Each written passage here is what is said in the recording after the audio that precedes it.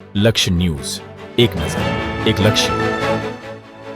ચોટીલા નાયબ કલેક્ટર એચ.ટી. મકવાણાની મોટી કાર્યવાહી.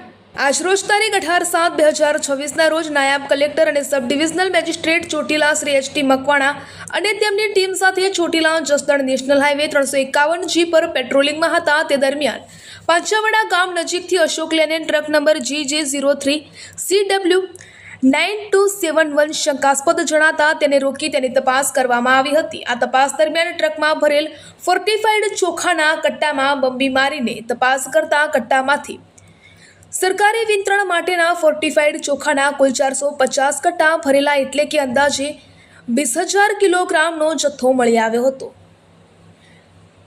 ડ્રાઈવર દ્વારા જણાવેલ નિવેદન મુજબ આ સરકારી ફોર્ટિફાઈડ ચોખાનો જથ્થો વિછિયા તાલુકાના જુદા જુદા ગામોમાંથી પિકઅપ વાહન દ્વારા એકઠો કરી આઈસરમાં ભરવામાં આવ્યો હતો અને વધુ નફો કમાવાના આશયથી ગાંધીધામ ખાતે ઊંચા બજાર ભાવે વેચાણ માટે લઈ જવામાં આવી રહ્યો હતો. આ સમગ્ર કૃત્ય જાહેર વિતરણ પ્રણાલીને નુકસાન પહોંચાડે તેવું તેમજ ગરીબ અને પાત્ર લાભાર્થીઓના હકના અનાજની ગેરકાયદેસર સગેવગે સમાન હોવાનું પ્રાથમિક દ્રષ્ટિએ જણાય છે.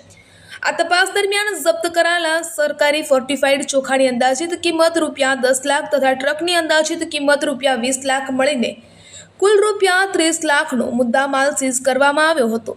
જપ્ત કરાયેલ મુદ્દામાલને કાયદેસરની કાર્યવાહી માટે મામલતદાર કચેરી ચોટીલા ખાતે ખસેડવામાં આવ્યો છે. રિપોર્ટર દેવમ ત્રિવેદી, સુરેન્દ્રનગર. સાહેબ, સસ્તાના તો જે અનાજ પકડ્યું એની શું વિગત છે? આજે 4 વાગે અમારી ટીમ સાથે અમે Chotila Jasdan national highway 351G ઉપર પેટ્રોલિંગમાં હતા. ત્યારે Ashok Leyland truck number GJ3 CW 9271 શંકાસ્પદ જણાતા તેને રોકી અને તપાસ કરતા બંબી વડેથી જે અંદર ચોખા ભરેલા હતા એ ચોખાની તપાસણી કરતા આ ચોખા છે ફોર્ટિફાઈડ ચોખા, સરકારી ચોખા મળી આવેલ હતા. જેની કટાની ગણતરી કરતાં 450 કટા એટલે કે 20,000 કિલોથી પણ વધારે ચોખા છે સરકારી ચોખા મળી આવેલ હતા. આ તમામે તમામ જથ્થો અને આ ટ્રક કુલ મુદ્દામાલ 30 લાખનો જપ્ત કરી અને મામલતદાર કચેરી ચોટીલા ખાતે મૂકી અને આગળની કાયદેસરની કાર્યવાહી હાથ ધરેલ છે. ડ્રાઈવરનું નિવેદન લેતા ડ્રાઈવરે લખાવેલ છે કે આ જે ચોખાના કટ્ટા છે એ વિછિયા તાલુકાના જુદા જુદા ગામોમાંથી FPSના ચોખા પિકઅપ વાન દ્વારા ભરી અને આ ટ્રકની અંદર ભરવામાં આવ્યા હતા.